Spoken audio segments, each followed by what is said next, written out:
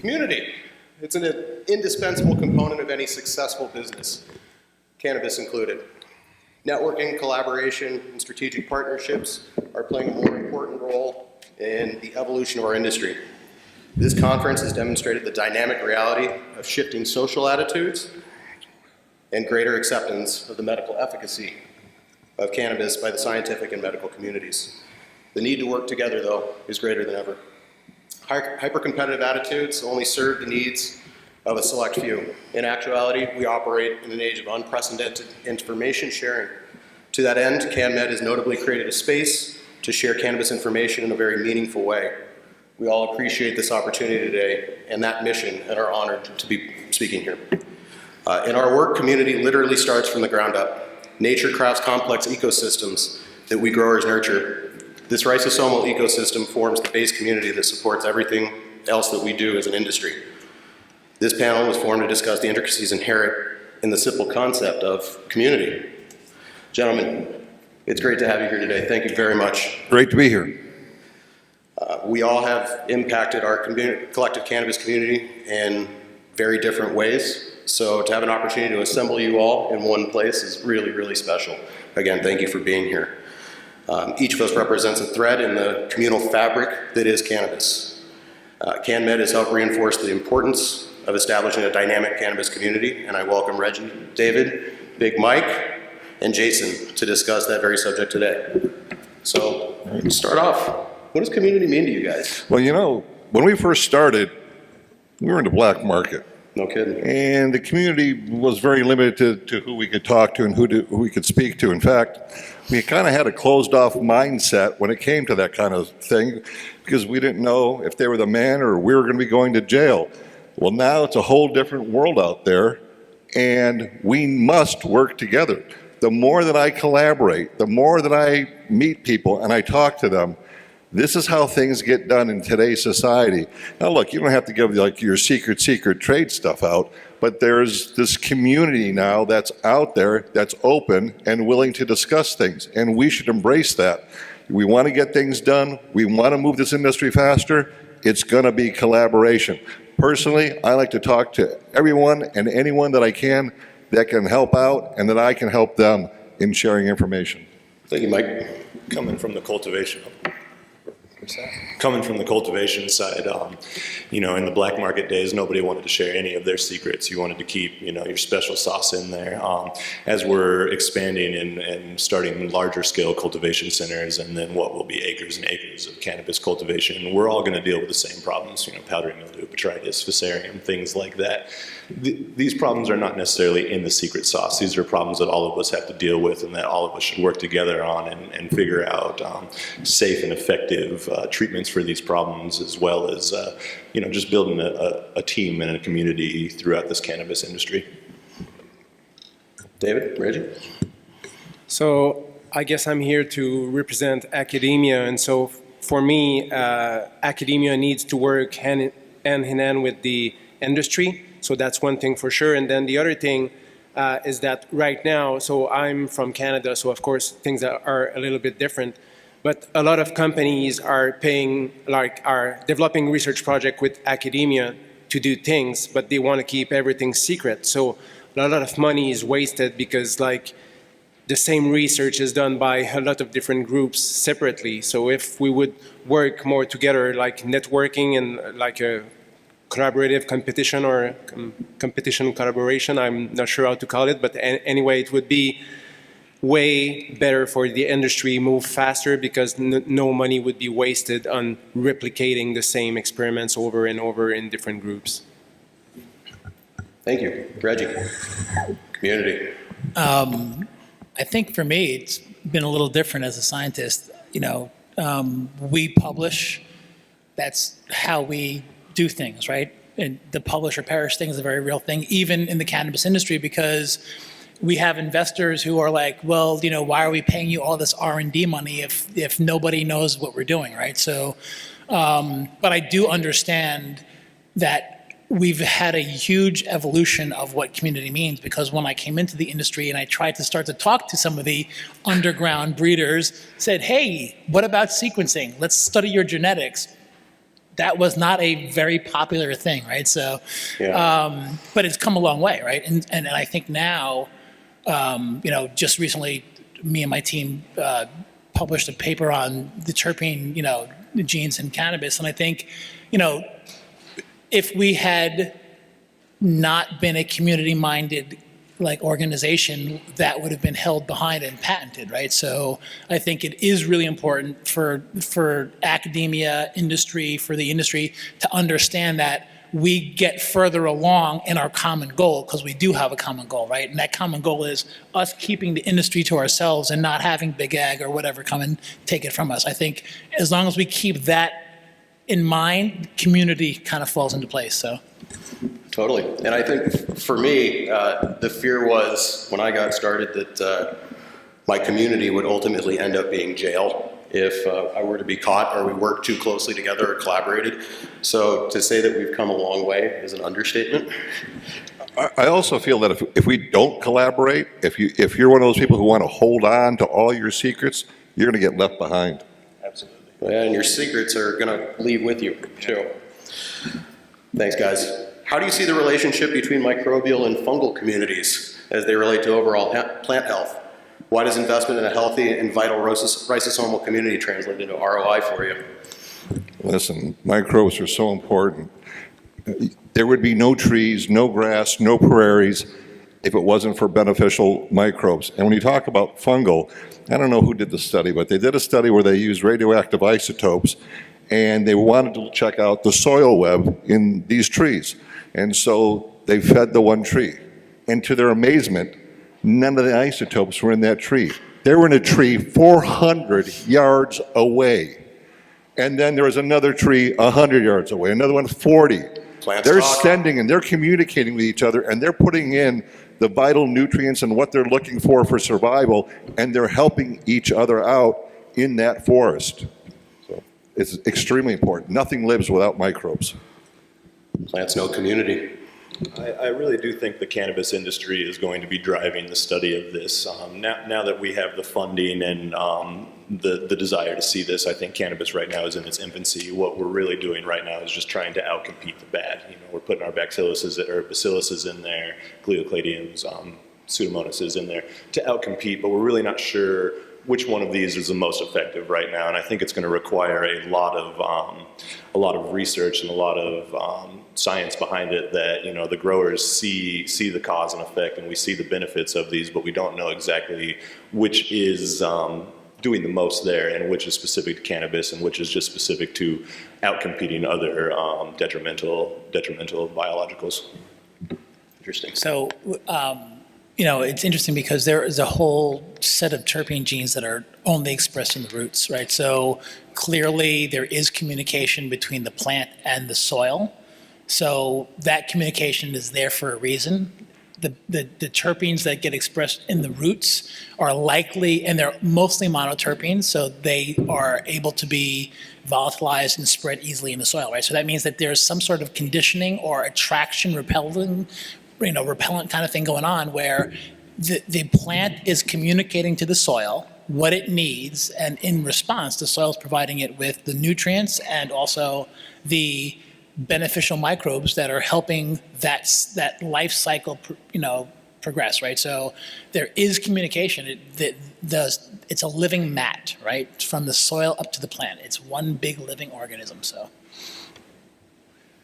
I think to make the link with the first question, again, it's one place where, we need to see the results from all the different groups that are working in that aspect. So there was Daniel Hendricks that were showing his results. My group is doing similar thing about playing with the microbiome of cannabis. Clearly, there's a lot of improvements that can be done in that area for sure. I think there's a lot of research we still need to do to understand the relationships between the microbes, the fungi, and the overall plant health. But one thing that we can all agree on is they're linked. There's definitely a strong relationship with a healthy community there. Mandatory testing. Boy, that's been a hot button issue in the last couple of years, hasn't it? How do you guys interact with the regulatory bodies that govern how you operate your business? Have you ever run into trouble, and how do you feel about mandatory testing? Well, I love mandatory testing by third parties that cannot be bought or corrupted. we need to go through another kind of cycle of testing where we have labs that are just, they're there to help the community make sure that safe products are going out and they can't be bought. Totally. Yeah, I would agree with that as well. Mandatory testing, we need it. We need safe products out there. What we do need is standards. You know, lots of labs have different standards. Lots of labs have different techniques. We need mandated standards so that we get consistent results through any lab that you use. I know in Colorado, there's a game to be played, especially when it comes to potency testing. Some labs will give you better results than others. And we also know that you can take the same sample and test it in 3 different methods and get 3 different results with it. So really standardizing the way that these third-party labs test, and then, you know, making sure that there is some governing bodies that make sure that these companies are not bought out, or that you're not paying extra to get, you know, that couple % in your THC potencies. So for me, in Canada, I guess it's a little bit different. But like for me, I think that there could be exception to mandatory testing for people like me doing research. Like I'm not selling any product. I mean, so to me, like sometimes it does not make sense that I'm required to do, like to have my product tested, even though I just wanted to, you know, weight them and have an idea of it. Did I get an improvement using that experiment? So I understand that, like, for companies, it's something that should stay like that, but for research, I think there should be some, like, exceptions. That's my point. I don't know if I should speak on this one. Coming from a lab previously, Bring it on, Reggie. I think I should recuse myself from this one. So, but, you know, if we're going to treat it like a medicine, or if we're going to call it a medicine, it should be treated like a medicine. So that's all I'm going to say on that one. So, 100%. I've been operating in Arizona for the last decade, and we got mandatory testing like last week. And up until this point, the onus of responsibility has been up to dispensary owners and cultivators to maintain standards of purity. And as a result, patients have suffered. Aspergillus, powdery mildew, black toxic mold have all made it out into the patient scene. And as a result, people have gotten sick. So people have died, right? People have died. So this is no bullshit, right? People have died from aspergillosis and other things like that, right? So, you know, it's not the cannabis that's killing them, but it's bad cannabis that, when put into the wrong body, creates a bad situation, right? So, and for that reason alone, again, if we're going to use it as medicine, it should be treated like medicine. Well, I think you're right. You have individuals that are so profit-focused that they'll sacrifice the well-being of their patients to bring a product to market, and that's why third-party testing is so mandatory. Thank you very much. Let's chat about the value of networking. How do you feel about collaboration versus competition? How about co-branding, global distribution change and research between nations, and working with global partners that have similar cannabis legislation to our own, or enhanced legislation, like Canadians? I think in today's cannabis world, collaboration is a must. There's so much competition out there, and we need to get together in groups of the smartest people and collaborate, who know what they're doing, and make superior products for the patients that are out there. Collaboration is extremely important in today's day and age, especially coming out of a black market where we didn't collaborate with people.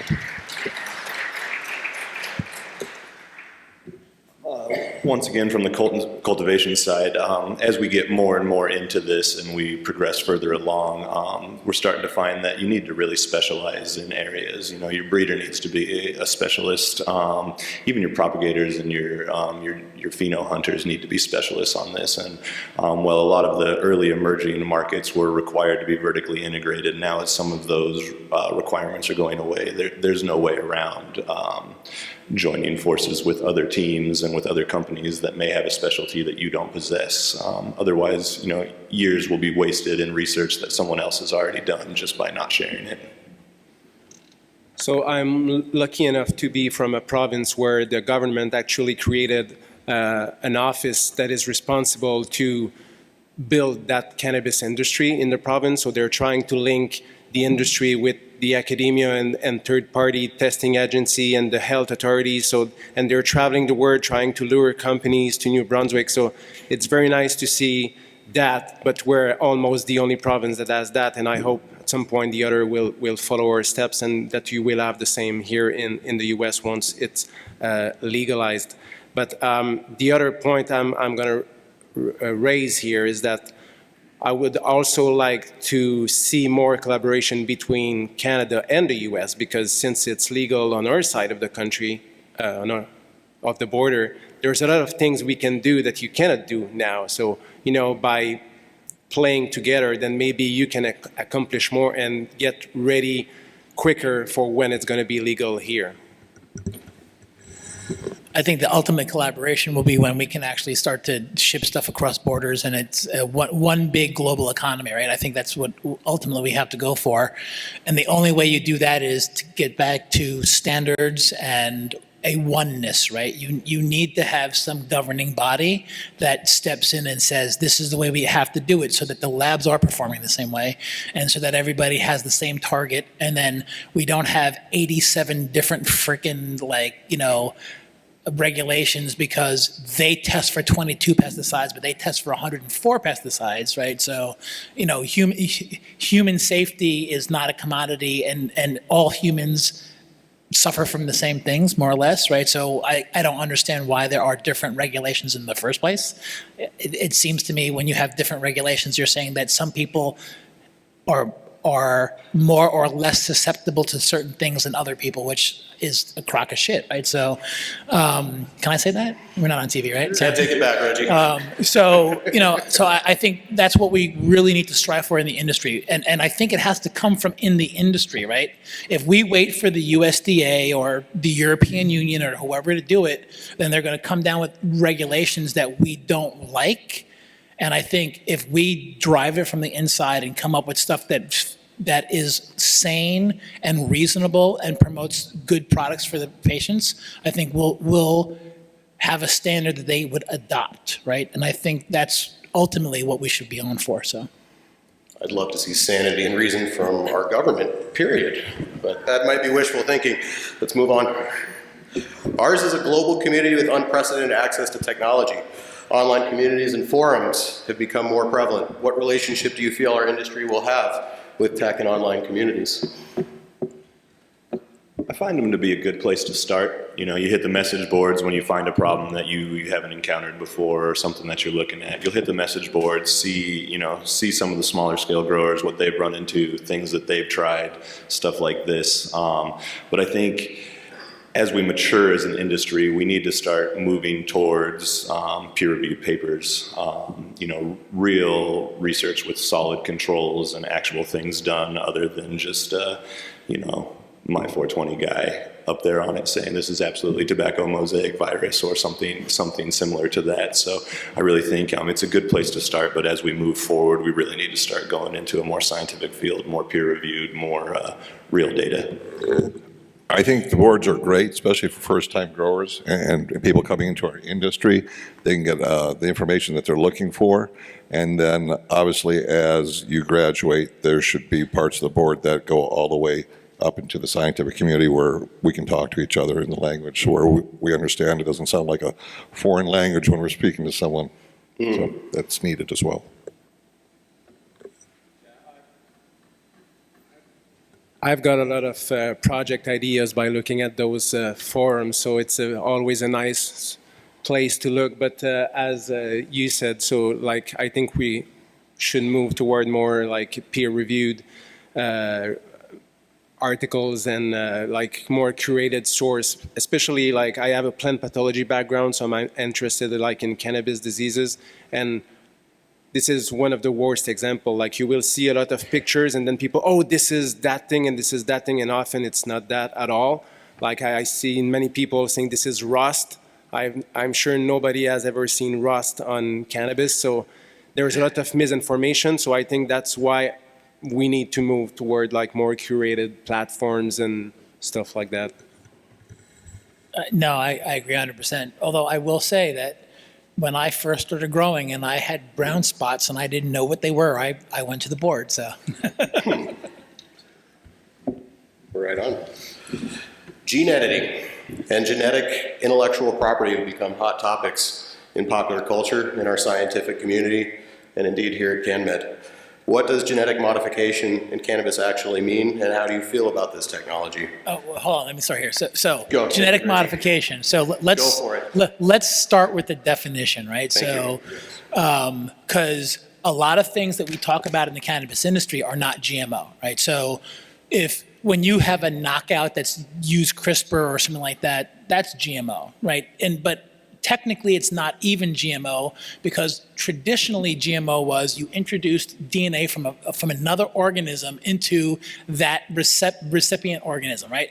That was technically why the European Union went nuts and genetic modification was banned and blah, blah, blah, right? So when you use CRISPR to knock a gene out, is that really genetic modification, or is that just accelerated breeding? Because we use marker-assisted breeding to do the same thing, and that's not genetic modification because we use traditional breeding techniques, we just accelerate it, right? So having said that, have at it. Thank you, Reggie. I mean, I completely agree. So there's a lot of stuff that is not considered genetic modification and that people can grow organic. And one example is that crops have been like irradiated to produce mutation, like the red grapefruit is an example. So CRISPR to me is just the same thing, but instead of having thousands of unknown mutation, you have one mutation exactly where you want. So if you want to consider gene editing as a GMO, then all those gamma irradiated crop need to be considered GMO as well. What people aren't aware of, a lot of the vegetables and fruits that you're eating today have been gene edited, and you can use both a conventional path or gene editing. I think the two go hand in hand, but the future in cannabis, you're going to see a lot of gene editing. It's going to be, we're looking at it now, we're doing it now. I think that it's important, it's not considered GMO, and you can get to the results in some cases a lot quicker. So I personally like it. Yeah, I agree with all the panelists here. I think there's no way around at least gene editing in our field. I mean, let's be honest, we have bred nothing for resistance to pathogens, diseases, anything like that. We've bred strictly for smell, flavor, taste, potency. Oh, excuse me. We've really bred for nothing but potency, smell, taste, looks like that. Nothing that that affects resistance to anything, and we're really behind. We're going to need to really step up as an industry to make sure that it's done safely and that it's done carefully and with some purpose as we move forward. But there's just no way around using it to kind of get back in line with big ag. You're clicked off right there. Turn it. All right. What I was going to say about gene editing, oh boy, I lost my place. I'll just pass right now. I have also something more to say. So in California here, you have someone, you have a couple actually. So Pamela Ronald and her husband Raul Adamchuk. So one is a big advocate of gene editing technique. The other one is an organic grower. And to me, that's the perfect example of what the future should be like. Organic growers should embrace gene editing technology because it's just the future. Gene editing will also allow for more competitively priced products in the marketplace. If you got to biosynthesize a cannabinoid, it's going to be a hell of a lot cheaper to gene edit a plant and grow it in the field. And so gene editing is going to offer certain hard-to-get cannabinoids at more affordable prices. That means our products will be more affordable for the patient to buy as well. Ironically, as the molecular biologist here, I'm not a big fan of gene editing. So go figure. But at the same time, traditional breeding accelerated with molecular diagnostics is another form of gene editing that just doesn't use the CRISPR technology, right? It's intelligent breeding done with data so you're driving to a product, right? That also can be done in an accelerated fashion. And to be honest, gene editing to model is a great thing, right? So if I'm trying to build a strain gene editing helps me determine whether or not that feasibility study works, but then you go back, or I go back and then breed it traditionally using molecular markers, so. Do you think the Farm Bill and legalized hemp is going to change how we approach cannabis IP? Hell yeah. Here it comes. You know why? Because if you look, they make you put, it says hemp-derived phytocannabinoids. I love that. That means we can grow any kind of cannabinoid, get that plant to produce any kind of cannabinoid except THC. That plant is wide open for research. There's a lot we can do with hemp. Do you think we're going to see more research into isolating, Oh, we're going to see a lot of research in regards to hemp in the future. including isolating different cannabinoids than we have already? Isolating different cannabinoids for textile use, for production of CBD. You're going to see all kinds of different things coming out of hemp. Absolutely. I'd actually say that you're going to see hemp that's being bred from multiple passes, right? So right now, we talk about hemp for CBD, or we talk about hemp for fire, excuse me? Passes at multiple bites at the apple, right? So, we talk about CBD hemp or fiber hemp, or, hemp, for protein, right, for seed, right? But theoretically, if you are gene editing or you are breeding intelligently, you actually can build a hemp that you extract the CBD first, and then you send it on for fiber processing, et cetera. There's no reason why that can't be done. It's just we haven't had a reason to build it yet. So. You're 100% correct. Yeah, that's what has been done for flax, for example, where you used to like flax for linen and flax for seed, and then they build that like for full usage or double purpose flax. So will be the same for hemp. Hemp will be used completely, so then it's reduced waste as well. Great. All right. How do you feel your work is impacting local and global communities?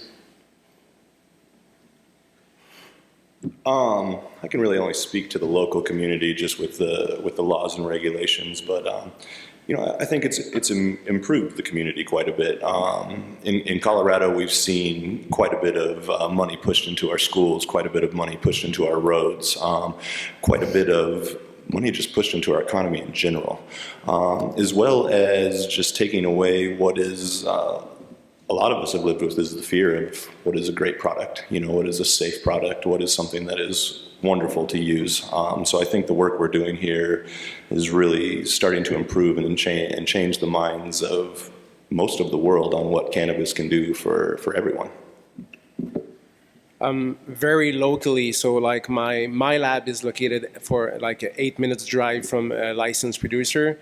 So every time they have a problem, they will just call me, and then it's very easy for me to try to help them. So that's the very local way to help the industry. But from a more global perspective, I'm trying, like with my group, to put some resources that will help the industry from like internationally. Like one example is that I'm trying to build that pest and disease survey. For now, of course, it's a little bit more restricted to Canada because of shipping problems. But this is something that at some point, some people in the US will add their information. And by building that global database, it will just help anybody in the industry, no matter where they are in the world. Do you see a need for a global pest and disease database? For sure, because I mean, like, if you think of Dutch elm disease, chestnut blight, those were all diseases that were not present in the US and were introduced from elsewhere. Now we have a chance to know those diseases before they arrive here. So we need to know what is present here, what is present elsewhere, and put in place like all the detection assays that medicinal genomics will develop for us.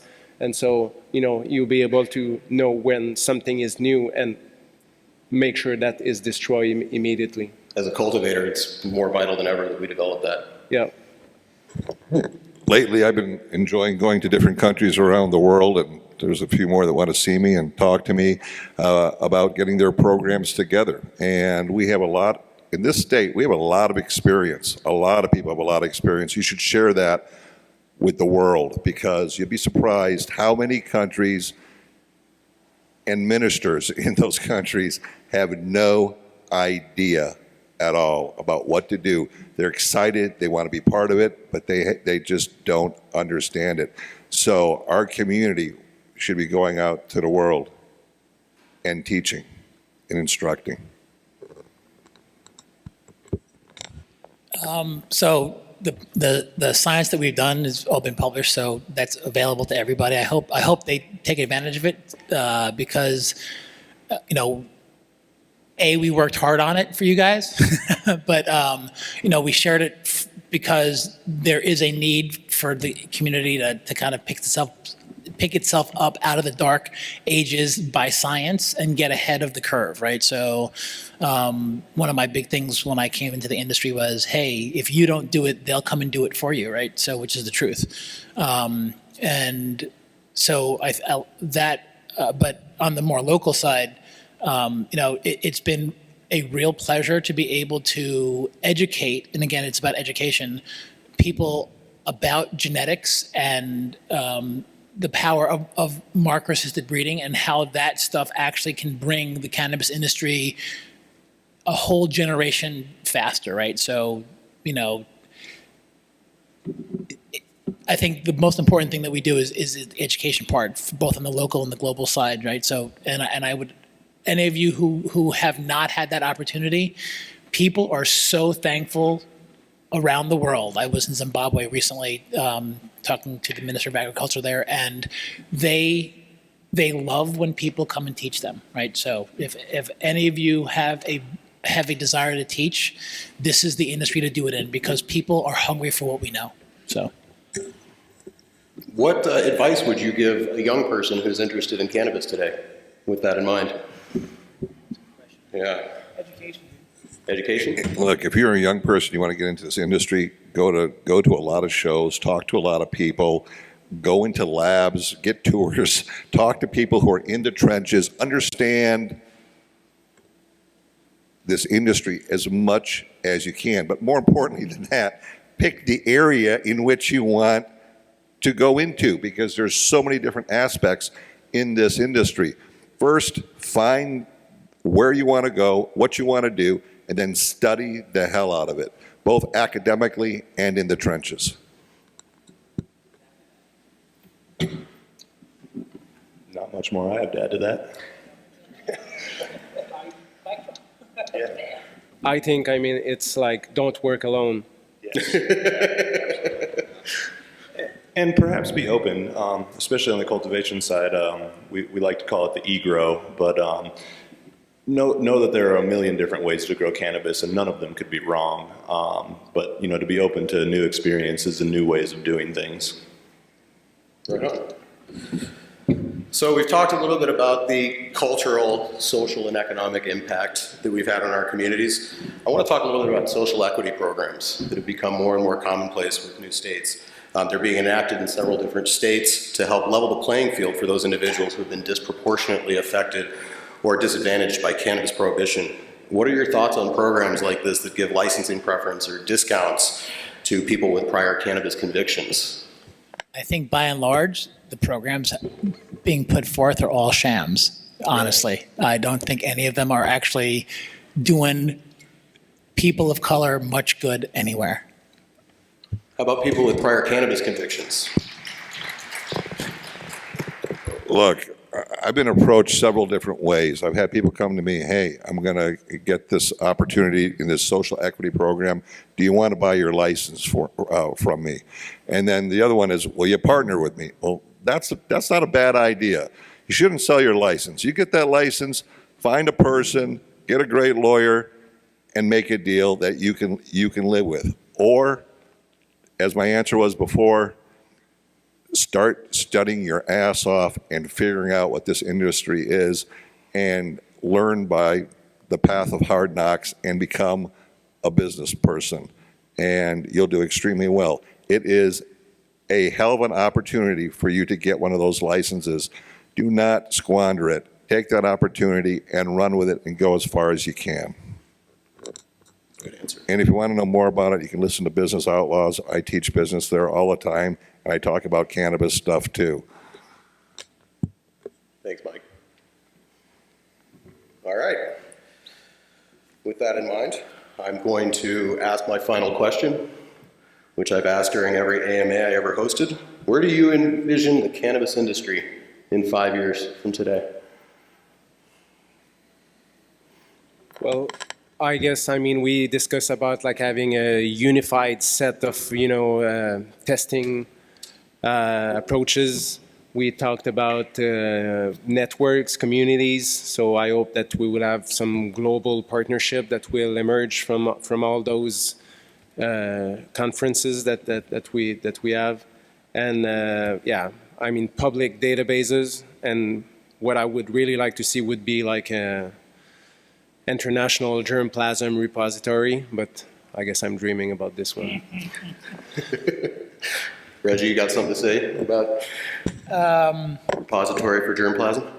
So an international germplasm repository would be outstanding, right? So we have them for every other important economic crop.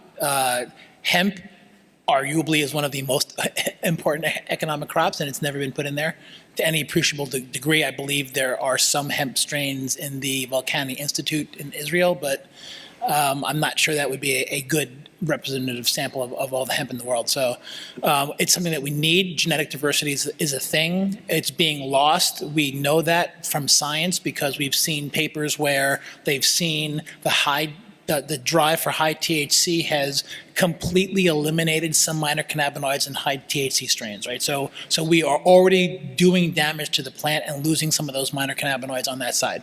But the reality is in 3 to 5 years from now, at least from the regulatory side, we're not going to be in any different spot than we are. We're going to have the same conversation 3 to 5 years from now about the USDA coming in and regulating things for us. So. Well, 5 years from now, I see we have banks that accept cannabis companies. Oh. I see the Yes, U.S. a lot please. more opened up. I see a lot more hemp being grown around the world. And I see a lot of countries, look, at South Korea now has in their creams and their stuff that they put on are allowing for CBD. Oklahoma opened up. I thought that'd be the last state, actually, that or Utah, and Both of them they're did it. available. So you just never know. I see that the world is going to open up. It's going to be a totally different marketplace. I believe the United States will be able to import and export. There won't be a problem with 280E, and we'll be able to bank. I see us growing a lot more specialty cannabinoids as we discover what these do and what we're looking for. I also see the industry possibly following what the beer industry has done, where it goes through ebb and flows of microbreweries and then just major huge breweries. With the cost of regulation, with the inability to take the tax breaks and stuff that are available right now, I really see only the big guys surviving for the next 5 years and a lot of the mom and pops dropping out. But as we move forward even past 5 years and we start kind of correcting some of the regulation issues that we have, I'll see some of the more micro grows come back into the field. After alcohol Press that button again. All right. After alcohol prohibition, it took 30 years for everything to get straightened out. Now we have the internet and better communication, so I'm going to guess, and I'm going to say 15 to 20 years, this thing should be pretty well running the way it should be, whatever way that's going to be. Hopefully sooner. Yeah. Well, guys, and everybody here, before I open up a QA session, I'm sure everybody has some questions, I want to take a moment to recognize all of you here. Every one of you here is a trailblazer who has impacted our community in some way, shape, or form, and we all owe you a debt of gratitude. Thank you so much for being here and for the impact that you've had on all of us. Thank you.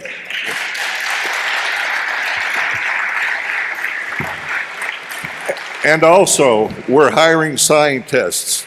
If you're interested, send into science@advancedhemp.com. Science@advancedhemp.com. We're looking for the brightest, smartest people out there. All right. Yeah. Gotta get it. So as we depart today, I have a message for all of you. I urge every individual who's assembled here today to take a moment to reflect on your own community and the impact that you're going to have on it. How does your work, your research, and your dedication change your community? What will be your legacy? With that in mind, let's all work together. Questions to follow. Thank you.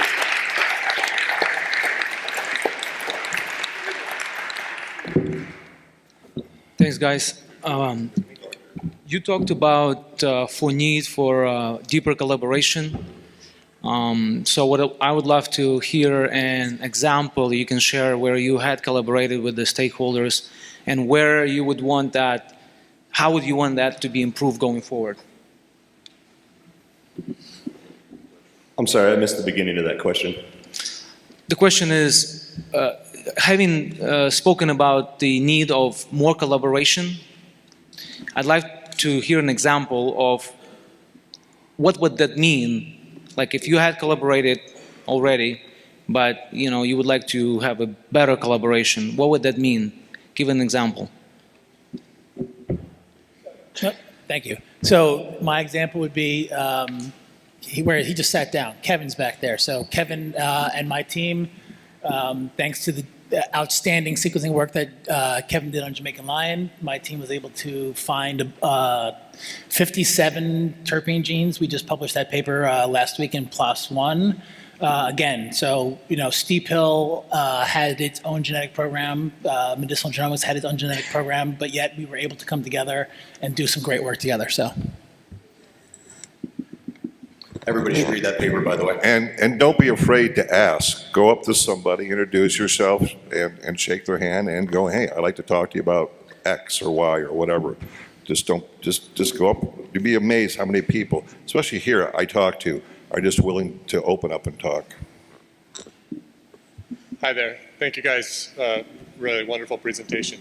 I'm curious, what exciting trends do you guys see, and how are those trends sort of guiding whether it's your work in terms of strain development?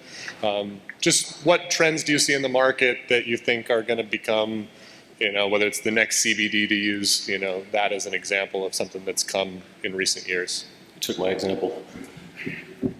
I think that's exactly it, at least for the trend for me that I'm most excited about, is finding what the different cannabinoids do, what the different terpenes do, and what the entourage effect does between these. You can take the synthetic THC, and it doesn't do anything the same as the THC grown from the plant. And I really do think that's from the entourage effect, the different cannabinoids, the different terpenes, even the different thiols that are in there. So just a bunch more research into these, isolating these products, and really seeing what makes them tick, and then what makes them tick together. I think there's a lot of research that needs to be done on the interaction between the terpenes and the cannabinoids, and you guys are doing some of that research presently. Thank you for that. Thank you. Okay. In regards to all the information that we have to collaborate on passing throughout the world, technology is a great way to build platforms to get that information expedited from point A to point B and keep track of it. What kind of platforms and technology do you guys suggest be built in order for this industry to accelerate at the speed we want it to?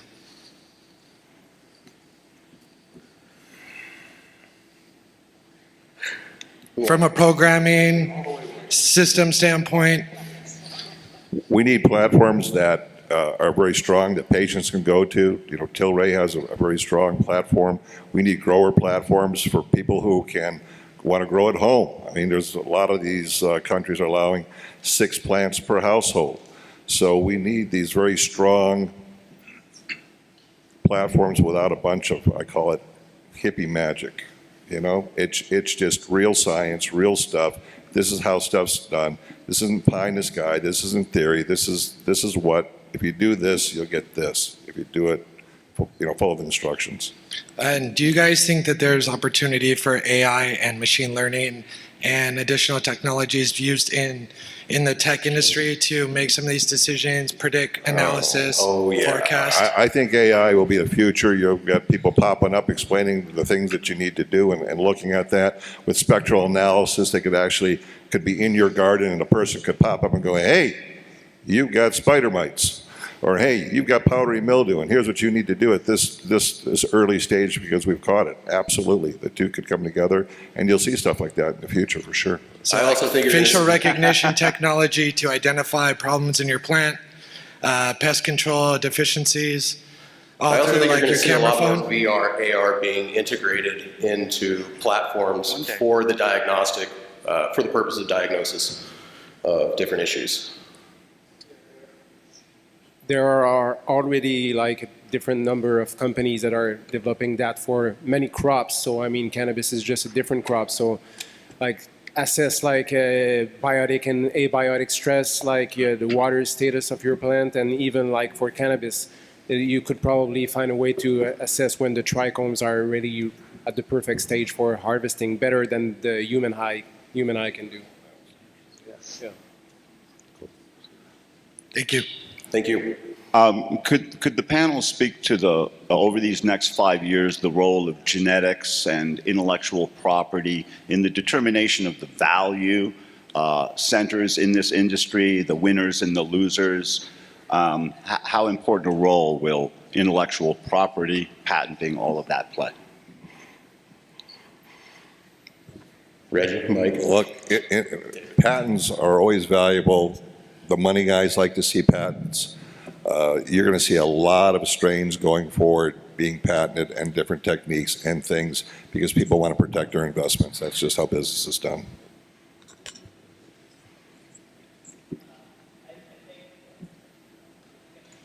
Yeah, there we go.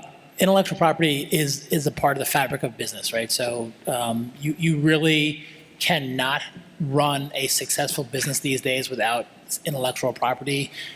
The cannabis industry is full of potential intellectual property, right? So from plant strains to, I'm a patent agent, so the number of applications that I see coming out in the cannabis industry is enormous.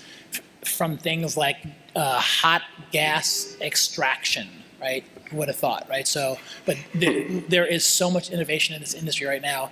I would be surprised if we did not see the cannabis industry take a large segment of issued patents in the next 10 years. So. Thank you. I love the word co-opetition instead of cooperation and competition combined. And my question is both a comment and a question. Initially, I'll direct it to you, Reggie, and this is creating community through economic cooperation. And as a breeder, got really big into hemp breeding. We're in Southern Oregon. I'm with a company that's really dedicated to breeding hemp.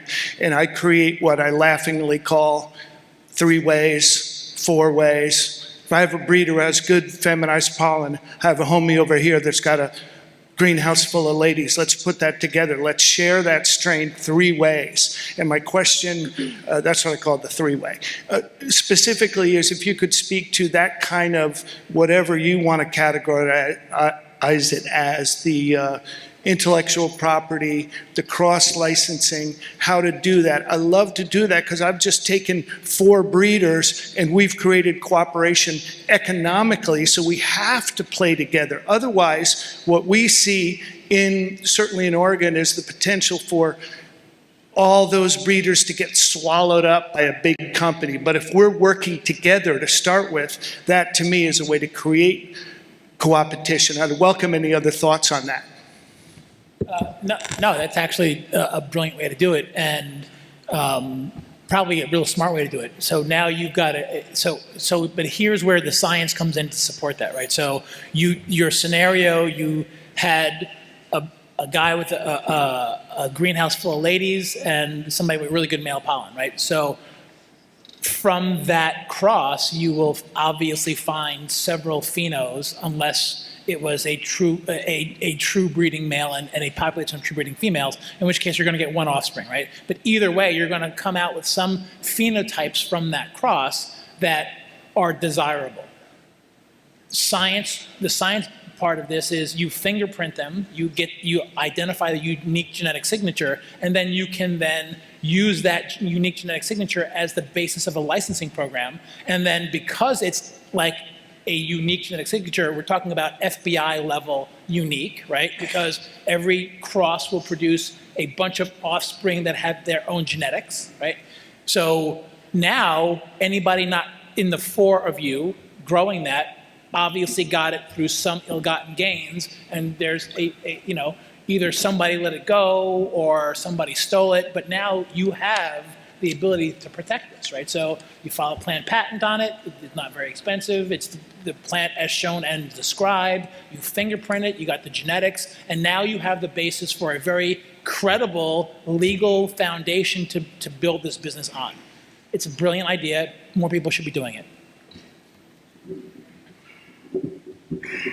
I got nothing to add to that. You guys? All right. Yes. Hi, I'm Dr. Zion Walker, and I really want to appreciate you guys for coming out and sharing everything, and I think it's pretty awesome.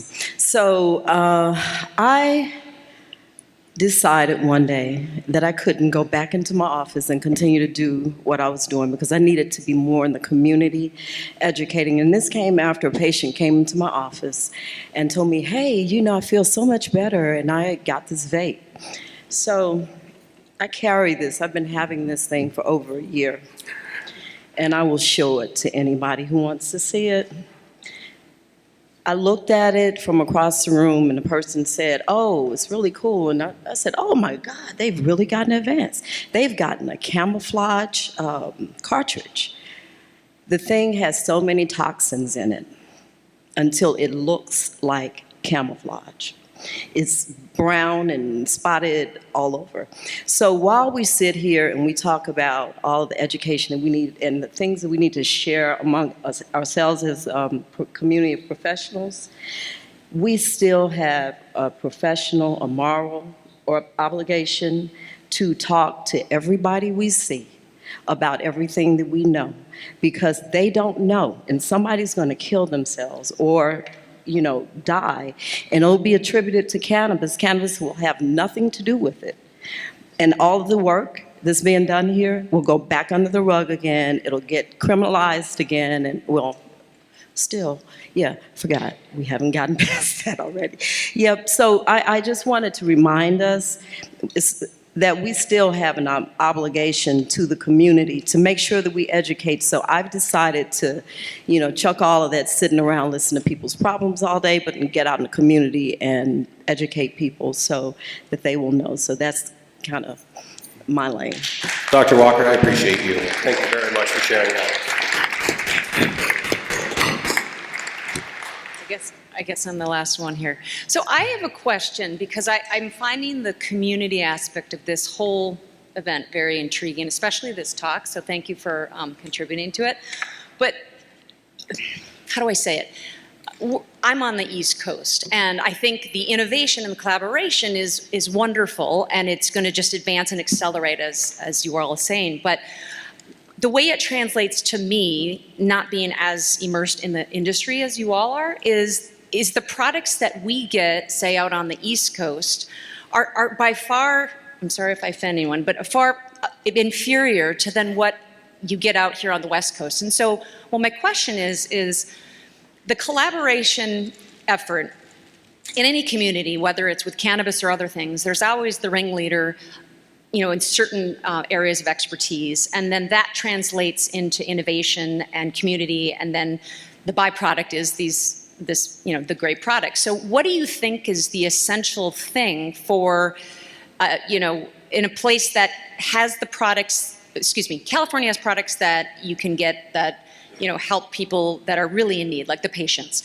On the East Coast, there's not as much because they haven't caught up. So what I'm worried about is, as a patient wanting to get certain products, I want that collaboration to really accelerate as much as possible in specific areas. And in California, there's a plethora of you that just are out here, and there's think tanks and all that. And I'm not saying there aren't places all over the place that have them, but maybe not as concentrated. So what do you feel is the best way to encourage the collaboration of, say, what's going on in California with places that are further behind, and therefore the patients end up suffering, if that makes sense? It's actually not a collaboration thing. It has more to do with regulations and attitudes, right? So if we had no borders for cannabis to cross state lines, you'd have the same products on the East Coast. The issue is that states like New York think that it's only CBD and it's only oil, right? And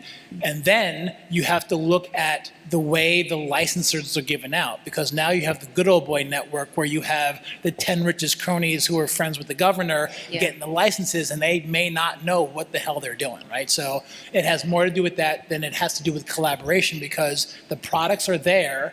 The only thing keeping you from getting them is distribution. Yeah. Yeah. Agreed. True. The dichotomy is real. But in, like, say, Boston or in Massachusetts, they're recreationally legal, but now it's like we're trying to catch up, and they don't have a lot, there's just a lot of stuff they don't have, so. You're still isolated and quarantined in Massachusetts from California, from all of us here on the West Coast.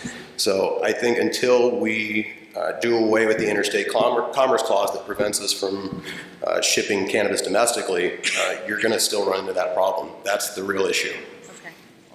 I think the other part of that is actually, so as you get regulations opening up, and in Massachusetts where they just did legalize it, so now you're going to see a lot of the California companies set up shop in Massachusetts. It will take them a little while to get up and running, but they will use the same SOPs they're using in their California shops. Okay. Right? I hope you hurry up and get here, because get to the East Coast. So, yeah.